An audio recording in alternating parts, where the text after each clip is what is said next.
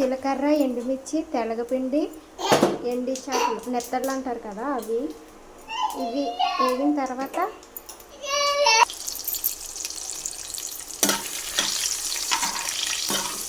బాగా వేగేయండి.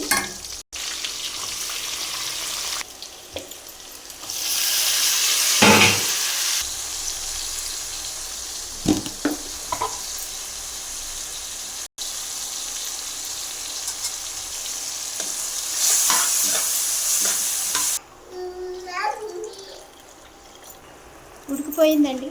తెలగపిండి వేసి కలిపేసుకుందాం.